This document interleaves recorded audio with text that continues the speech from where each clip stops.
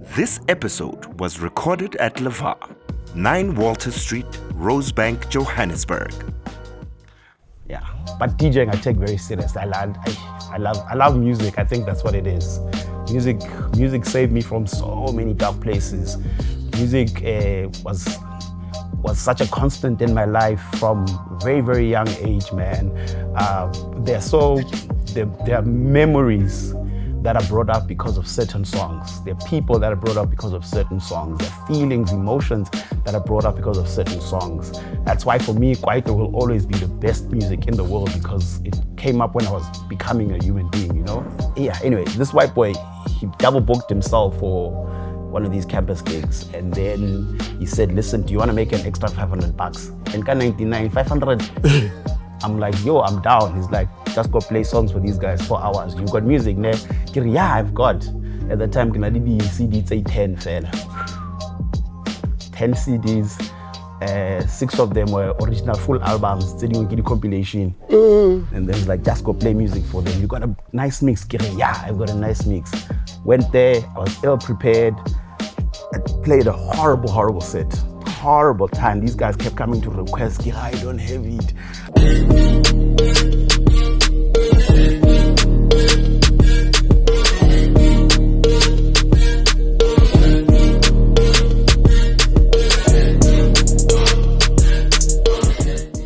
Bexta, What it does. grind on Like I'm nothing now. How's it? It's all. I'm trying to limit my Oshapo Mar. Oh, what?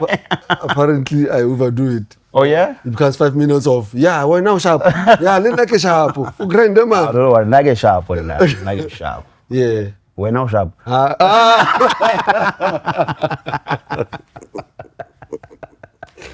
Sure, Bexta. What it do, what it does. Are you similar radio station in Go Varsity?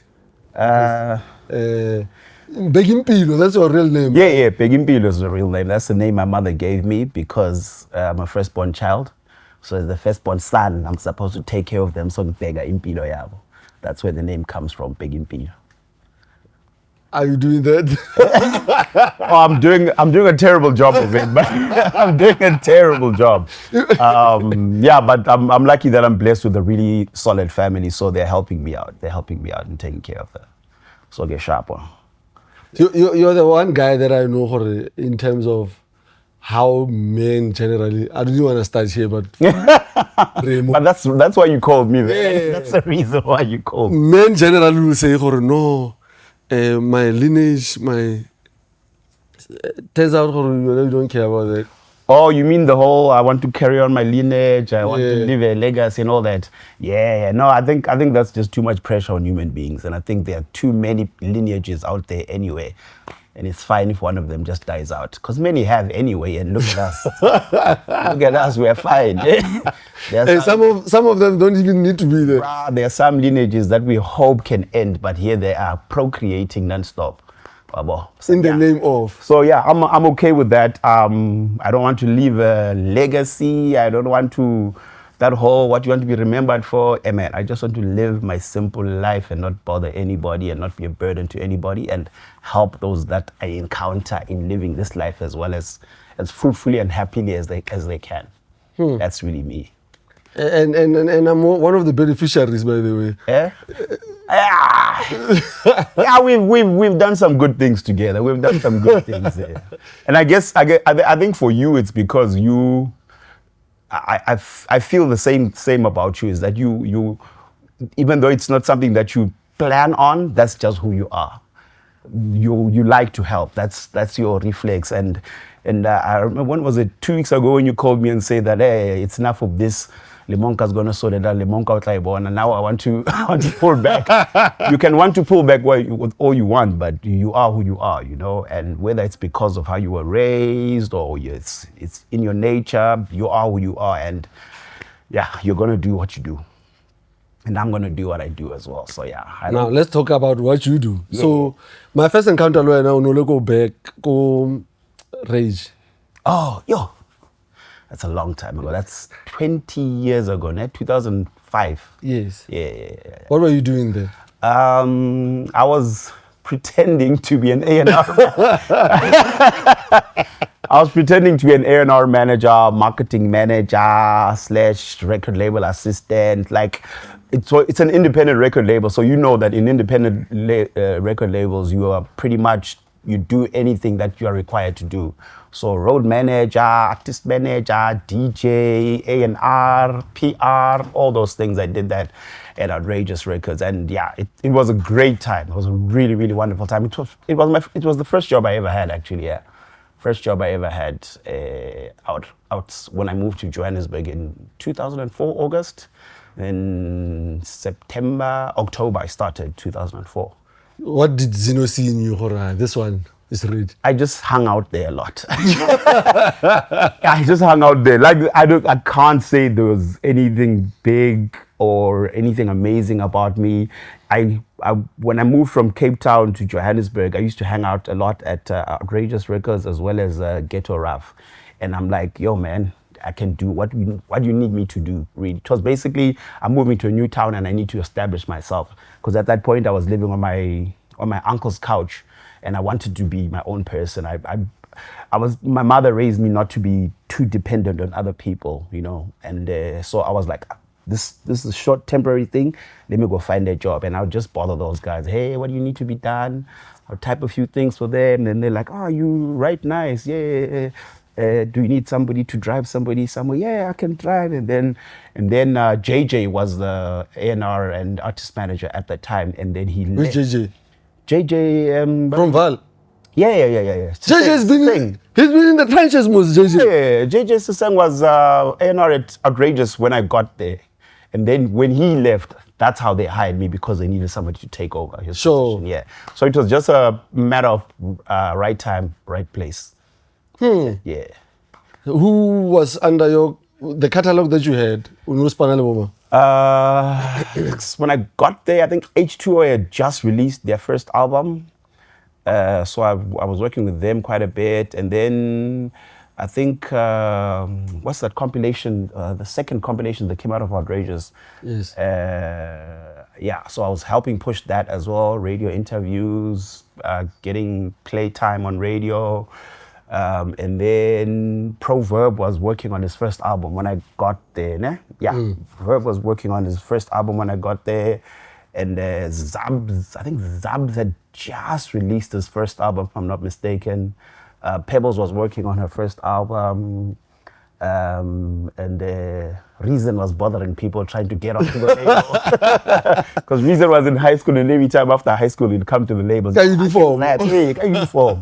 And so I can rap. And he had bars then. Like, he was a battle rapper, full on at that point. Sure. Yeah, he was full on battle rapper. So yeah, those are some of the people that I encountered when I got there first. Of course, and at that point, there were a lot of other people that weren't on the label that used to hang out at the label as well.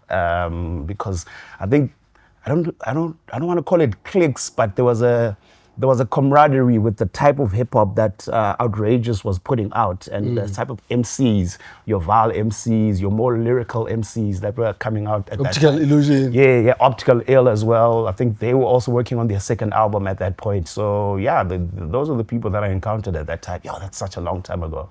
I was skinny that time. Man. Oh, money in, yo. My first paycheck was very little, man, but I enjoyed it so much. I really being able to take care of myself it's always been such a big thing for me. Like so making that little money, I was getting paid 4,000 Rand a month. And what's wild is that there's some people that are still getting paid 4,000 Rand a month at this time. And this is 2005, and I thought that was not enough, man. My check then was 1.5. Oh my God. True story. Where was this? Yo, man, that's for your money back, son. It was called the record store. I don't know. Oh yeah. The one at Campus Square. Yeah, Bring the Noise. Yeah, Bring the Noise. 1.5. 1.5, dog. 1.5. And you made it stretch, ne? I had to. When you used to ride the train home was something wild like that. Yeah, I used to walk. I used to catch a train from Krugersdorp to Bram, get off a train there, walk to Campus Square. From Bram. Yeah. Yes. Like Bram Space Station to Campus Square every day. In and out. Yo, that's wild. I used to work 7 days, sometimes 6 days a week. Yo. And you did that journey. Yeah. Lina, you know when you do something that you love. Oh yeah. Yes. Like the area or the Khatiking, everything that you need is here. Yeah. Turntables are here, vinyls are here. Yeah. Bob Bexta Batla. Yeah. I mean, everybody That's what the work. Yes. Yeah. Everybody that I literally met, I met them through the shop. I mean, I met Jabba there also. Nah? Yeah, I didn't meet Jabba Goma Fiking or Lechtenberg. Nah, he came to the store. And I was like, hey, Muna, get the job out. Seriously. Yeah, that's And he's got such a solidarity for Northwest people. Yeah. No. Bukunu Purima was a thing for him. So Nah. he literally put me on. Oh, that's dope, man. That's dope. Yeah, no. Those So are the days. that 4.5, yeah. I was It was a, 1.5, 4.5. in 2005 was a lot of money. Yeah, but funny thing is, of course, the last week of the month I would always be broke, and then I would start to walk to work. So From where? From Melville. To Orange Grove. To Norwood. Norwood. Yeah. So there are times like maybe the last 2 or 3 days I would walk to work, or I would sleep at the studio 2 days before. Did they know?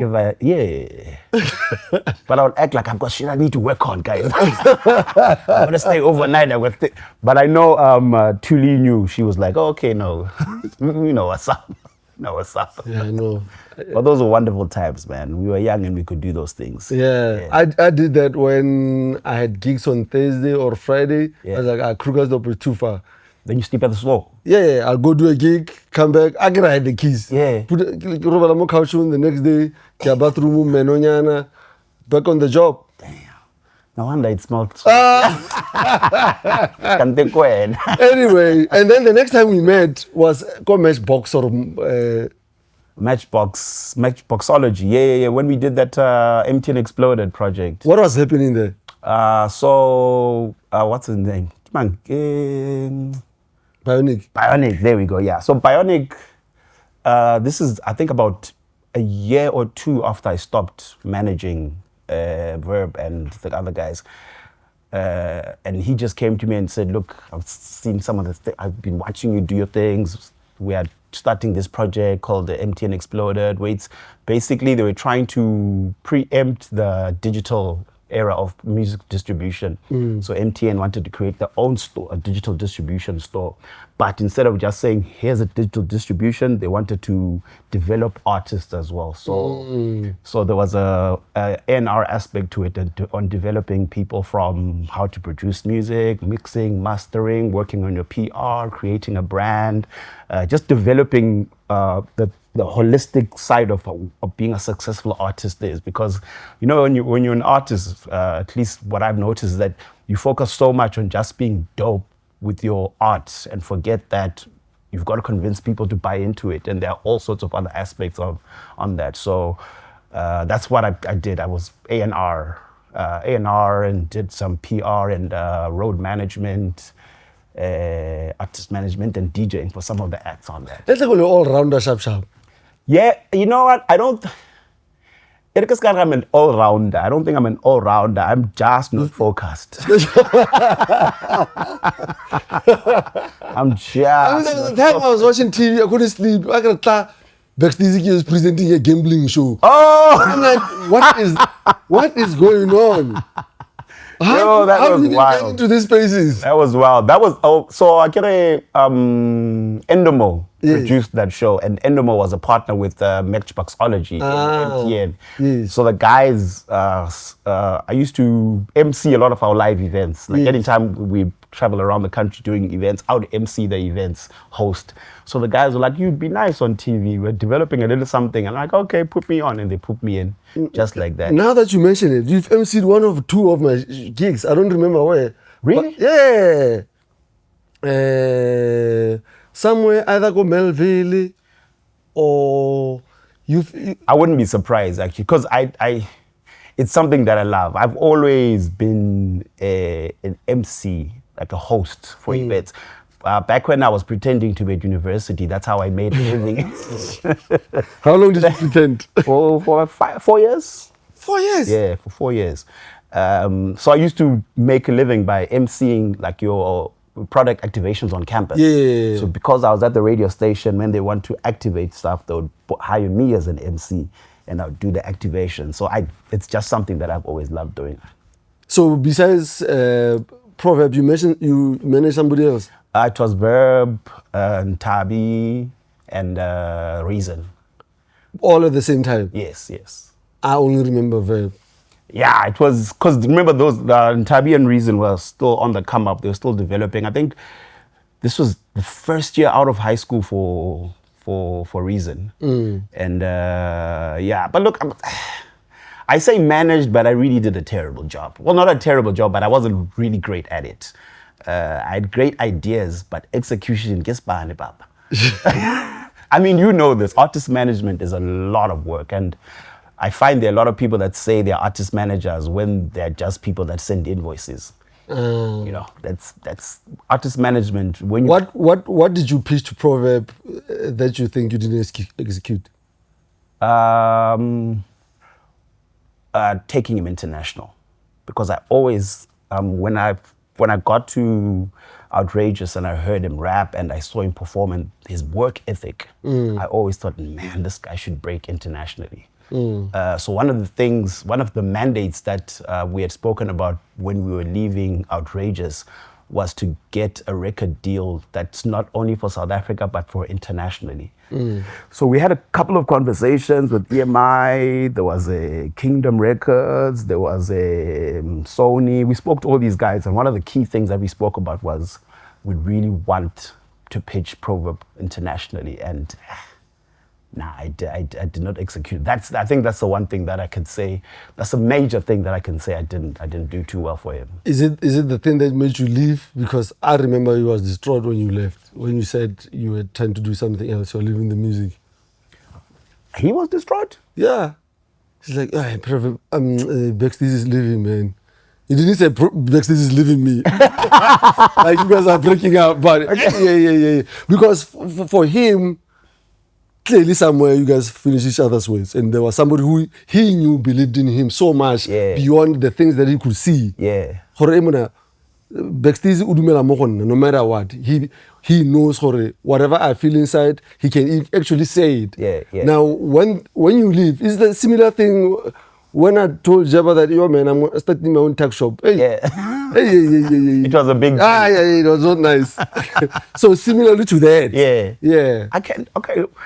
Look, we never had the discussion afterwards, because I remember vividly when I told him, I'm like, look, I can't do what your talent requires. You know, like where he's at. Also, not just his talent, but his work ethic. Verb's work ethic is just, that guy is a hard worker. So I felt like I wasn't able to match him, because I'm not a hard worker. I'm smart, like I know what needs to be done. I can formulate, I can strategize, but the execution requires a doer, and I'm not that much of a doer. The funny thing is, that's the same conversation I had with Java, but now I didn't say I'm not a hard worker. Nigga, I work hard. Yeah. I thought, your stardom is here. Yeah. Like to break out from where we are. I need somebody else. I don't know where to go now. Yeah, it's basically the same feeling that I had. Yeah. That's exactly the same feeling that I had. And look, things happened, kind of worked out. He's doing great, and I mean, I'm happy. But that's really what it was. The breakup was just I cannot give you what you deserve. What was your move after that? Nothing. I think because this was 2006, I think, ne? 2006, 2007. Yeah, it was 2007. I was just aimless. I was just that's when what's his name approached me. Bionic approached me, because I'd spent about a year not even doing any music. I was just basically DJing, because I'm a pretty dope DJ. So I was just basically doing... No, these are facts of life. These are facts of life. I mean, don't act like you don't know. So that's what I was pretty... I'm laughing because everything's so you're like, I was just winging it. The one thing everyone's certain about is DJ. Oh, yeah, that's what... Okay, that's because even getting into it was one of those where I put a lot of effort into it. So 1999, I get to UCT to study architecture. I discover the campus radio station. The campus radio station, for you to get time on, you need to do graveyard shift, but there's also studio time that you do as an architect. Like the first semester, you're doing a lot of studio time overnight. So I chose radio over architecture, yes. And then I met this guy, what's his name going? There was a guy who was DJing, and I watched him. That's how I learned. Like I would sit in studio 3 hours as he does his thing, his collection, his linking, his mixing and all that. And then I practiced overnight. So I put a lot of effort back there. Like between 99, 2000, 2001, I practice a hell of a lot. Like I'll do. You sound so old, Bexta, and I know you're not, but yo. No, but I am. I'm 46. Get 47 January. In 99, yeah, I was practicing. Hey, people were born in 99 around it. Yeah, but I put a lot of effort into it. Like I really, and also, so this guy, he's now a TV presenter now. Yeah, anyway, this white boy, he double booked himself for one of these campus gigs. And then he said, listen, do you want to make an extra $500? And 99, 500. I'm like, yo, I'm down. He's like, just go play songs for these guys 4 hours. You've got music there? Yeah, I've got. At the time, I did the CD, say 10, fella. 10 CDs.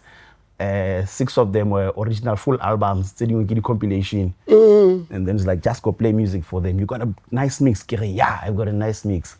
Went there, I was ill prepared. I played a horrible set. Horrible time. These guys kept coming to request, I don't have it.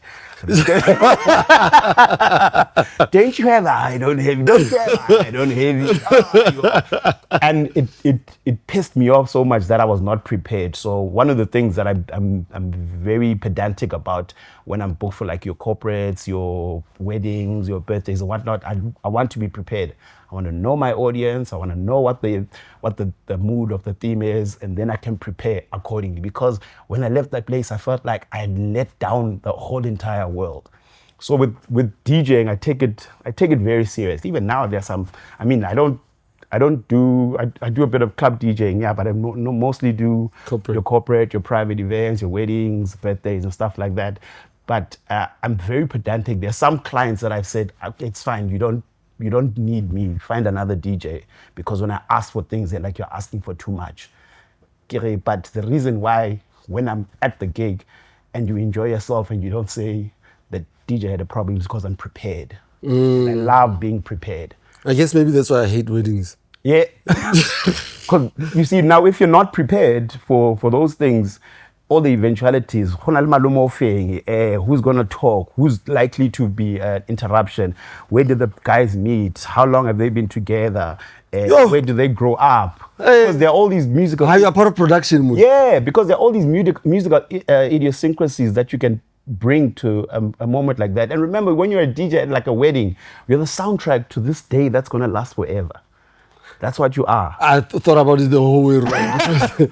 Now I thought, yeah, you wanted me. I'm there. I'm doing my set out. I'm very, very pedantic about things like that. I even do like a whole, can I have a meet with the couple? What? Yeah. Let's find out who are you, what are you about, so that I can actually curate whatever. I want to curate, exactly, that's the word. I want to curate what your sound for that day is going to be. But I don't do that a lot anymore because now I'm charging high because I want people that are serious about these things. And then, obviously, the budget, they never thought about the DJ before by Etswal. Yeah. So by Etswal, it's about, hey, son, we don't have music. Yeah. So I used to take those gigs where they're like, no, 35,000 fair. And then I'm like, okay. But those ones where you are a last minute thought, you work a lot harder. And to be honest, number thing, I want to have fun. I want to enjoy my life, guys. I don't want to complicate it a lot. And one of the things about having fun is enjoying your work, you know? And that's why I'm very pedantic about it. Let me prepare so that on the day we're all having fun. You can call me and say, oh my God, that was such a great job. Yeah. But DJing, I take very serious. I love music. I think that's what it is. music saved me from so many dark places. Music was such a constant in my life from a very, very young age, man. There are memories that are brought up because of certain songs. There are people that are brought up because of certain songs. There are feelings, emotions that are brought up because of certain songs. That's why for me, Kwaito will always be the best music in the world, because it came up when I was becoming a human being, you know? It came up from the time I was like, I think Kwaito started blowing up from the time I was like 12 until 23, 24. So those are critical formative years. And Kwaito is always going to be special to me because of that. And yeah, music in J is a love language, that thing for me. So hip hop just happened for you went to Rage. Yes. So, and even like, there are a lot of people that will say, that think I'm a hip hop head because maybe I got into the music industry through Outrageous Records, but I'm a music head. I love music in J, and I just happened to have worked with some dope MCs while I was at Rage and encountered people like you in the world of hip hop. Yeah. Then comedy. Yeah. How did that start? Comedy, people have been telling me I should get into comedy for a long time, like since I was in Cape Town. So this is like from 99, 2000, when I was pretending to be a student. Because I would MC a lot of events, and my MCing style and hosting style is very crowd interactive and with a lot of humor in it. And the people that were like, you should do the stand-up. And I didn't know what stand-up comedy is, to be honest. I didn't know what it was until I watched that Kings of Comedy. That was my first, this is what stand-up comedy is, you know? And the person that used to push me a hell of a lot was actually Ndumiso Lindi. When he started, I think it was 2000 or 2001, there was this thing called the Cape Comedy Collective where they would do comedy classes every Sunday at the Armchair Theatre. And he would say, you should come for this. And I'm like, because I used to hang out with his friends that were DJs and would play and we'd be roasting each other. Like, you know, Ramajita, and he's like, yo, man, you've got the skills for this thing. And I just didn't take it seriously. Until 2012, when I was going through one of those, what am I doing? It's blowing me left. When you find yourself Kotlebe, yeah, I was like, what am I doing? You came through Kotlebe for a week. Yeah. For a week, I'm like, okay. Yeah, I was just, nigga pela fella, you know, I was just living. In fact, I just gotten, it was the end of, what's this program called? The Wild. So when The Wild ended, that was like, it was a full-on job, because I'd go there 3-4 times a week. Then when that ended, I'm like, okay. Oh, yeah. I saw you on The Wild. Yeah, actually, only a game ranger. Yeah. A game ranger with one line, yeah? That's this one. You know. I saw you on I Blew It too, but yeah. I must say, those I Blew It things was so much fun, bruh. For real? Yo, I Blew It. I love that thing. I love it so much, man. Like, I enjoy being recognized for I Blew It more than anything else. For real? Yeah. There's I Blew It, and then once in a while, they keep playing that stuff. Yeah. Those guys, let's not talk bad, but they keep doing those reruns, and someone will send a screenshot. Is it you here? Yeah. But when's I was blowing it. And fun fact, now if I make a lot of money like that, I'm gonna blow it. I'm not going to be responsible. I think we all would. I mean, we are just being judgmental because we don't have it. Oh, I'm going to blow it so much. People's daughters are going to chow my money. But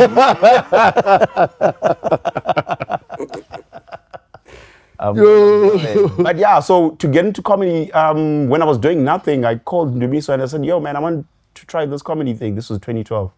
And then he's like, okay, I'll call you back in 5 minutes. I'm like, what do you mean? He's like, no, I'll call you back in 5 minutes. Then he calls me back and he's like, on Sunday, go to the box in Maboneng, prepare 5 minutes. I'm like, yeah, so what do I do? He's like, no, just go, speak for 5 minutes. I'm like, yeah, but what do I? He's like, hey, just go and speak for 5 minutes. And then I went on the Sunday, did 5 minutes, see, people laughed, nyana. And yeah, that was, recorded it even, it's on YouTube actually.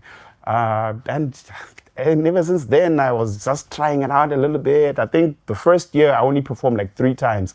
This is 2012. Then 2013, I did like 2-3 times nyana. And then 2015 is when I was like, you know what, let me take this thing seriously. There might be something here. There might be something nyana here. Then I started performing a hell of a lot more.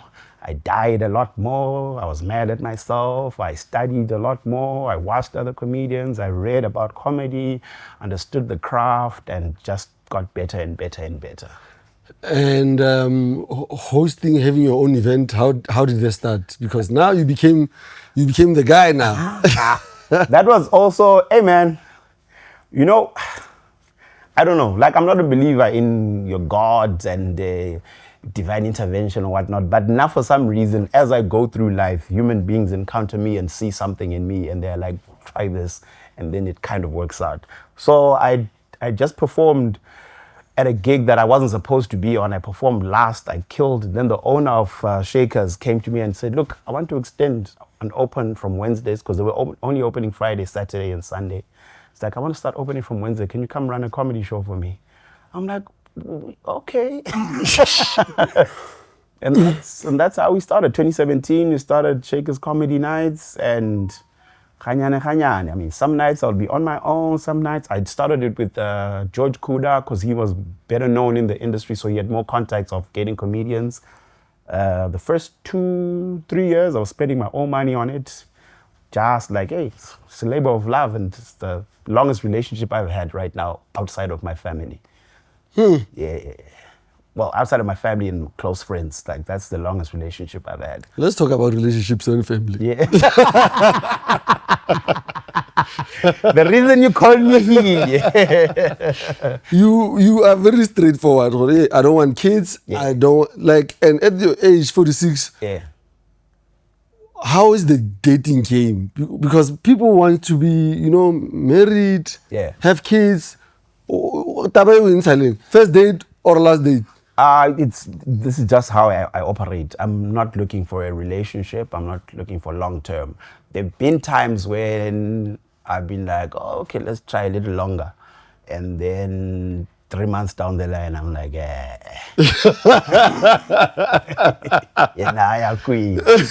or the other person realizes, lo muntu la uyadlala lo. So the longest I've been in a relationship is 3 months. What? Yeah, 3 months. But so now, the older I've gotten, the more comfortable I've been with it being my upfront. Like, listen, I'm not looking to date. Can we have a little bit of fun? Are you good with that? Yes.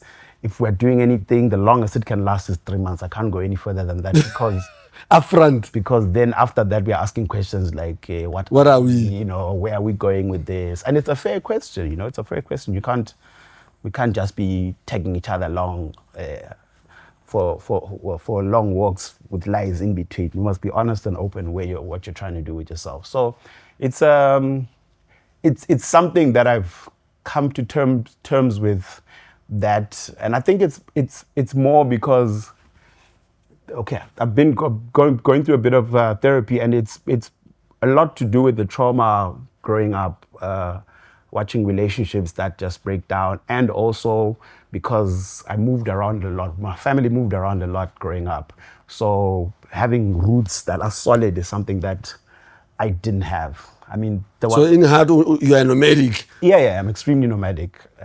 Even now, the fact that I've lived in Maboneng for almost a decade is shocking to me, because there's always a need to move and do something different. I think that's also why I'm every couple of years I reinvent myself in a different space, doing something different. I mean, it may be very similar things, but I like to move around. So it's just that I don't want to pin myself down and I'm pretty happy. Of course, there are those lonely nights because I'm a human being, but you don't. This Sunday night TV. Yeah, but the thing is, you don't fix a temporary problem by putting a permanent solution. Yeah, well. So how's the conversations like? Are they frowning upon what you say based on what the norm is out there? Other friends or family? Yeah, Of all my friend group, I'm the only one that's not married. So when I say friend group, I mean people that I've known since high school. Yeah, so I'm the only one. Well, and as well as Kelvin, but he's also he's a perpetual student. What up, Kelvin? So for my friends group, all married, starting families, and Kesha, they're happy. Well, they seem to be happy, at least from the outside. What I see is that they're happy, and I'm happy for them. Abalela mo go ena bara.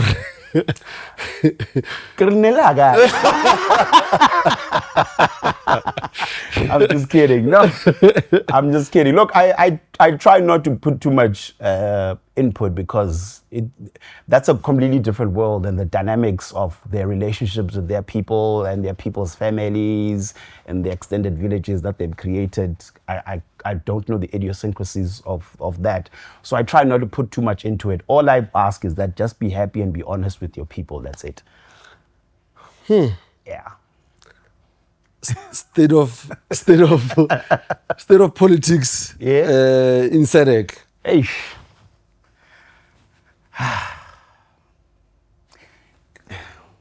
It's actually very, very heartbreaking, I'll be honest with you.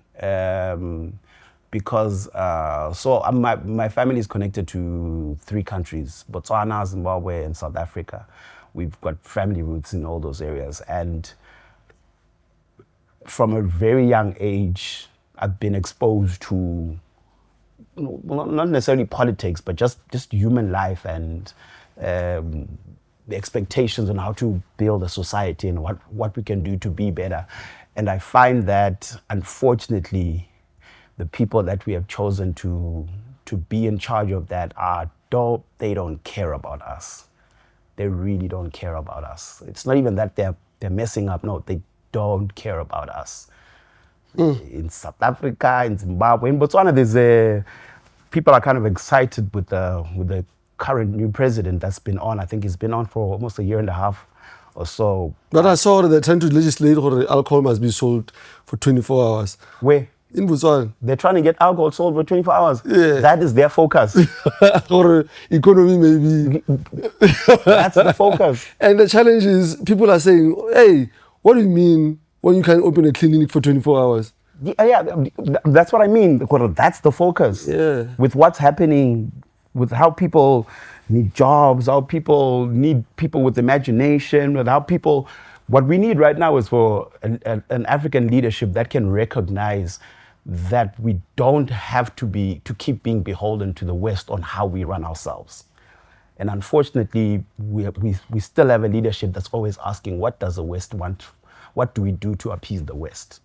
You know? And it's not a new conversation. It's not a new conversation. Your Sankaras were saying it back in the day. You know, Lumumbas were saying it back in the day. This is not a new conversation. That the idea that as Africans, we should actually be deciding what direction we take as a people instead of waiting to find out what Washington thinks or what London thinks or what Paris thinks, you know? Isn't it challenging then when you decide as a leader, or I'm not going to care about what the West says, or you either badila gawe? Yeah, no, it's extremely challenging, but that's...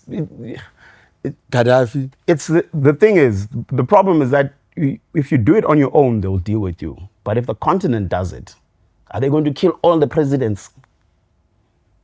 Is that what they're going to do? They're going to get rid of all the presidents. If all of us, if South Africa decides, and it's actually it doesn't even have to be the whole continent. There are key countries on the continent that if they decide that, listen, now we know what we need to do better for our people, and we're going to do it. If South Africa decides, if Ghana decides, if Nigeria decides, if Egypt decides, if Kenya decides, Zimbabwe also decides, and the DRC. So if those countries decide, that's our 6 nations decide that, listen, this is what we're going to do, and it happens, it will happen. But unfortunately, the way politics works, the way modern capitalism, neoliberalism works, there are so many of our people that have been co-opted by the West that we don't even know who to trust. That's another big problem, is that we don't know who to trust. Right now in the ANC, people are saying that Ramaphosa is a plan from white monopoly capital. So now we don't know who to trust within the ANC to be thinking about us and not thinking about protecting the status quo. So we're in a tough spot. Wasn't BRICS set up to help navigate? I think it initially it was the idea, but I think that might actually have been just a way for China and Russia to get a bigger foothold on areas that the West has been controlling. So even that one. yeah. So it theoretically it sounds like a good idea, but my question is, we've had the African Union. What is it doing actually now that? No, we've had the SADC. What was the African Union supposed to do, and what is it doing? Actually, initially it was to spearhead the independence of the rest of Africa. Yes. This was in the 60s when there were only, I think, about 6 or 7 countries that were independent. Yes. So that was one of the major mandates. But now I don't think the African Union has a mandate. If you ask them, what are you there for, they don't know. Also SADC as well. SADC, they rebrand, they meet every year, they say, but what tangible things are they doing to make life better for Africans? You think G20 is a thing that... Man, I just think G20 is just a nice way for the West to keep saying, hey, don't worry, keep playing according to our rules. Don't worry, keep playing according to our rules. Don't change too much, keep playing according to our rules and things will be fine. Yeah, bit by bit, don't worry. That's all. That's what I think G20 is. It's just the West keeping tabs on us, making sure that the natives don't riot. Do you think it was a wise idea for Ramaphosa to go to meet Trump for 50 Afrikaners? Look, because explaining yourself as a sovereign nation to another country on that level. Yeah.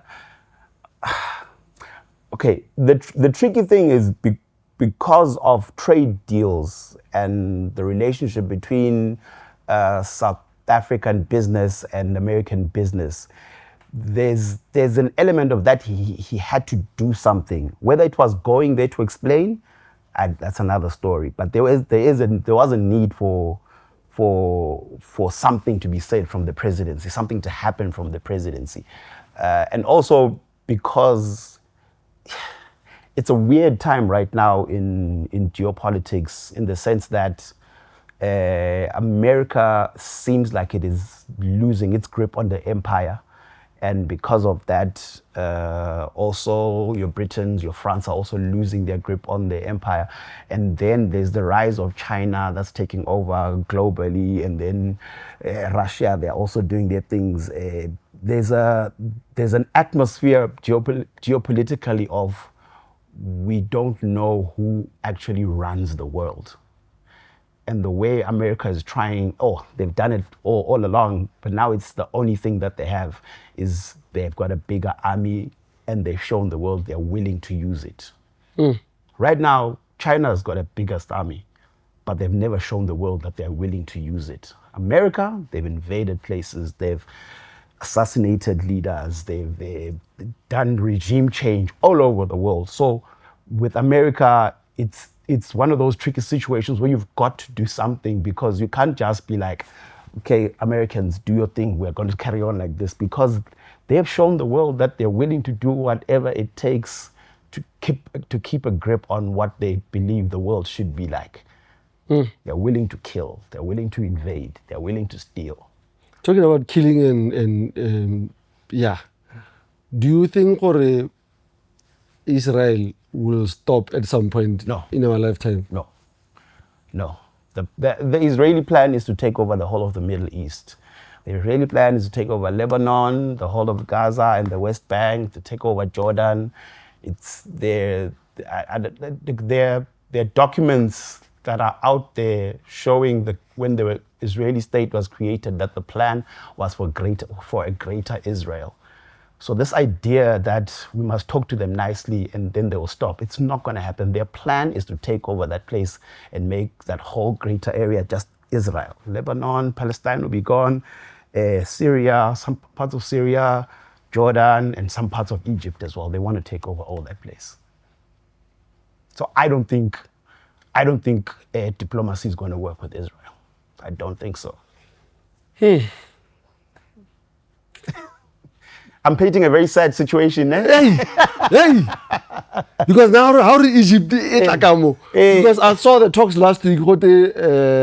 There's no country in the world that Muslims are co-living with other Christians, and everyone was like, no, South Africa, no, South Africa. No, there are many countries, even in the Middle East. No, the thing is, I can see the narrative for React already. Yeah. These are bad people. Yeah. Right. So now, how are Egypt? Egypt is a real continent. Yeah. They want to run everything. Isn't it funny that Ghana Prime Minister wa Israel Kemang? Netanyahu. Yeah. Netanyahu has been on the chair for more than 16 years. Yeah. It's been about 20 years. He's in and out of. Yes, in and out. There was a year where he was not sitting there. Yeah. Mare, there's nowhere how the dictatorship you can point. Israel is never in the conversation. Yeah. But I get it because they do have elections and they do have a parliament. There's elections in Zimbabwe. Yeah. There's a parliament in Zimbabwe. Those are not elections, chief. But I get what you mean. I get what you mean. But because there've been other prime ministers in between. So yes, and not just other prime ministers, but other prime ministers from other parties as well. So and he has been on the same party throughout. Yes. Through the 19, 18, 20 years. From the I think it's the. When I was young, Netanyahu was a prime minister. Even now, he's been in and out of it, and also because he's been a very prominent leader within the Zionist movement in Israel. So from a long time ago, he's been front and center of what Israel is, Israeli leadership is, even before he was prime minister. Now, since America cares about freedom, they don't care about this freedom. What do you mean? America has never cared about freedom. That's a lie they tell them. That's a lie they tell themselves and the world. America's never cared about freedom. America's not built on freedom. America's built on theft, remember. America's built on theft. America has stayed in power because of violence from over other people. Like the reason why Cuba is the way it is because America says anybody that messes with Cuba, you have beef. Yeah, the reason why Haiti is also falling apart is America. The reason why there were some dictatorships in South America is because of the USA. They've toppled democratically elected leaders in South America.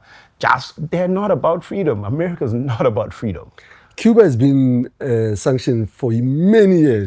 And 60 years now, 70 years? 100%. And even in that sanctions, Cuba somehow is surviving. I'll say survive. Yeah. For the lack of a better word, they're not striving, they're just in survival mode. They have the poor, but you can see what tobacco is doing things there. Why do you think the same is not happening in Zim since tobacco liquor Zimbabwe is a staple food of economy? I think it's to do with a leadership with no imagination. Remember, Zim is not just tobacco, it's gold as well. A leadership with no imagination and also a leadership that doesn't care about the people, because that's really the thing. A leadership that does not care about the people will not think about ways to take care of the people. They won't. Do you think you are able to go to Zimbabwe talking like this? No. No. No, I can barely survive here talking like this. But look, all I do is I tell my jokes, I play my music, drink my Hunters Dry, I keep a low profile. I try not to involve myself in politics and revolutionary speak for two reasons. One, they could get rid of me. But two, because I don't think enough people on the African continent are ready for a revolution. They're not enough people on the African continent that are ready for that revolution. That's like we want to change the way we are treated by the world and how we're treated by our leadership. So I'm like, maybe the next generation. But that's also actually one of the things that feed into me not having a family and children. I'm not going to bring people into a world like this. I don't want to. I don't want to bring people into a world like this. I don't want to bring people into a world where some guy is going to steal so much money he builds a whole city for himself in his home. And then when it's found out, no revolution. But the very next day, there are people that call themselves Operation Dudula that are stopping foreigners from going to a hospital. But there's a guy who has not, that is proven that he has stolen things. Not a single Dudula person went by to, to Maumela's house. Not a single person. Not a single person has come out from that Operation Dudula to say, okay, now we recognize where the money is. That the reason why there are shortages within our hospitals and our medical system is because it's not because there's no money, it's because people are stealing money. Not a single person has done that. And trust you me, if it's happening at Tembisa, it's happening in every hospital. Every I was telling Tiza the other day, there isn't Tuso was phased out, there isn't all these hospitals, there's no beds. It's simply, that's simply, there are people that are just siphoning. And right now, I'm not going to bring another human being into this. I'm not. Have you lived in a world where it was better than this? Better, how do you mean? Better as in, or it has been on a decline since day one? Since I was born? Yeah, I feel like it has. I was born in 1979 and yeah, I mean, in 79, it was worse because it was legislated. The law was that black people must not have a good life. That was the law. Then countries are getting independent, and now it's not the law, it's just criminality and no revolution whatsoever. You're one person who doesn't recognize Kasi. Please explain. Okay, it's not that I don't recognize it. It's just that because we know what Kasi was designed for, man. The township was designed to keep black people away from just living good lives. That's what it was. It was designed in a way that it makes us angry, makes us hateful, makes us violent, because what's his name? Dylan Oliphant actually says this, is that if you put Dylan Oliphant, he says if you put people in a place with little to no resources, they will end up fighting for those little and no resources, and they'll fight each other for it. And that's what the township has done. That's why I just don't like the way it's set up. And this is not to say don't be proud of where you're from. I mean, it's where you're from. That's where you grew up. I didn't grow up in the township. There was a time that I spent, I think it was 2 years living in the township in Bulawayo, and I just felt like this is not a place to live. This is not. But it made me understand why people are the way they are. Like I understand why there's crime.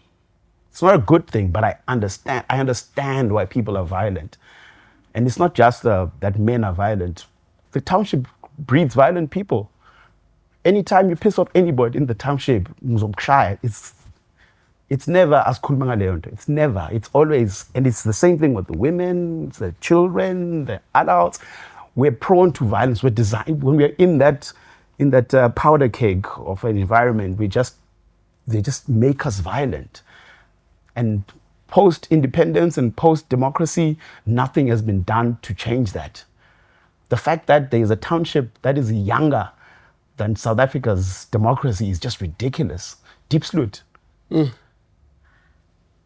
Why does Diepsloot exist? Diepsloot is post-independence.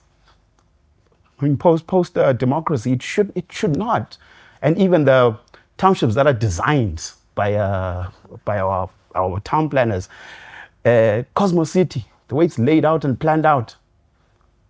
You create a space where the only businesses are businesses that are there to extract, not to produce. What are we doing? What are we doing, you know? But yeah, these are just my thoughts. Please don't assassinate me. I'm not worth your time, really, but I just want to tell jokes and and put smiles on people's And faces. have fun. Yeah. Now, finally, the reason we are here.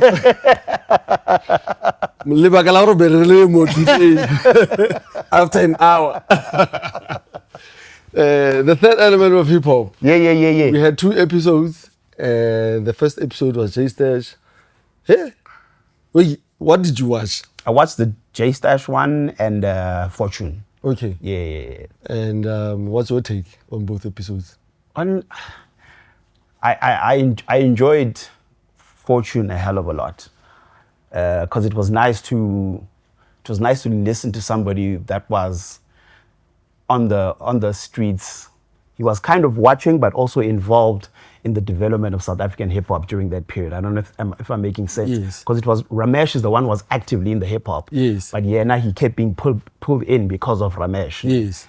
And he participated and he watched, and that it was just nice to see somebody tell those stories about those periods, and also somebody that was so convinced that he wants to be a father from such a young age. Like he speaks with such conviction about being a parent, and those are the people that should be parents, not somebody that didn't wear a condom. That's somebody that with conviction he wanted to be a parent, he wanted to be a father, he loves that thing. And after I watched that, I just went through his social media, and I can, it exudes that this person is enjoying this part that he plays for his wife, for his children, and for his brothers, and for his mothers, anybody involved in that family element of his. He really, really enjoys that, and I love that. J Stash,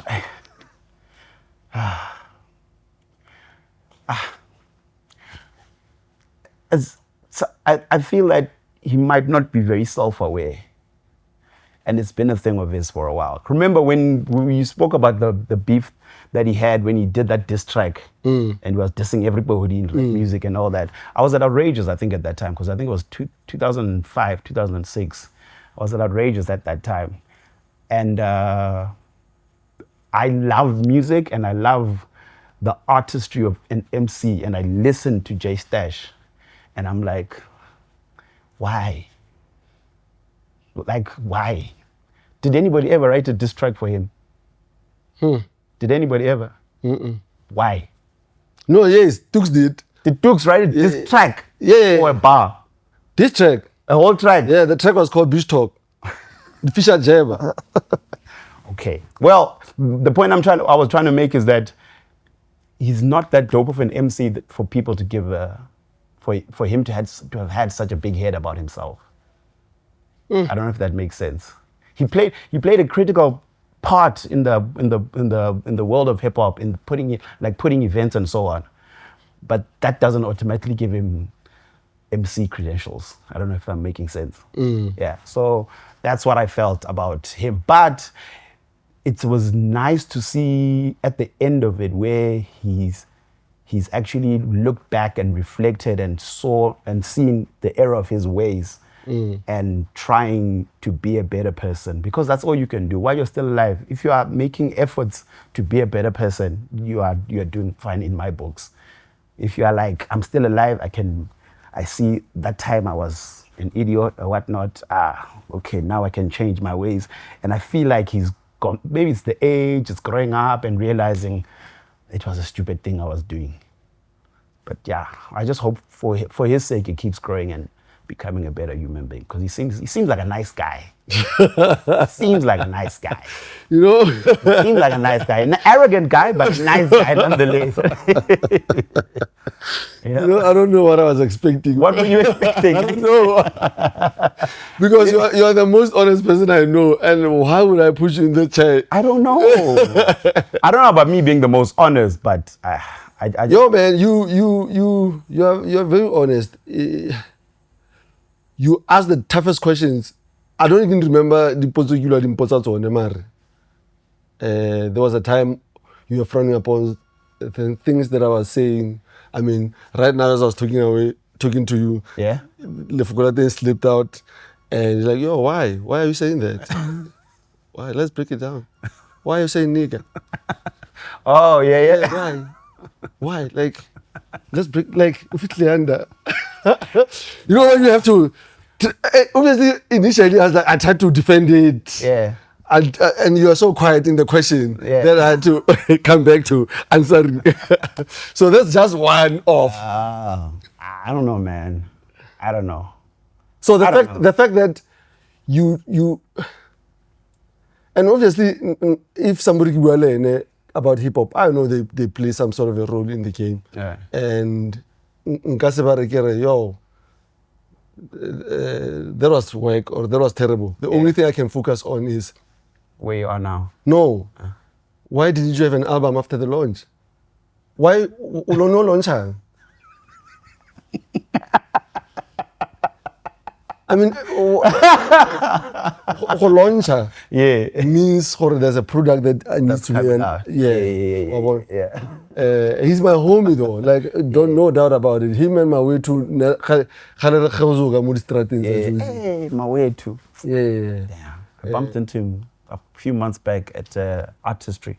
Is it Artistry in Center? Because I think he does some of their sound. and screen. Yeah. It was nice seeing him, man. He's a parent as well, like you. I hope this is not I hope this is the first of many. Yeah. And obviously you are a music guy and we talk about music. Yeah. And once in a while show up. Please, man. I mean, with you, I'm open. Even politics. I mean, doesn't mean hip hop. The world of politics doesn't revolve around you. How's to have Everything is why politics. Why 19 rand? Politics, papa. Why 6-pack how much 101 rand? Why how much in access? It's everything is politics, man. And I've learned pretty early in life that you must just carve and see what's happening. Okay. But thanks for having me, man. I had so much fun, Papa. I had so much fun. Call me anytime. Don't assassinate me. I'm not worth it.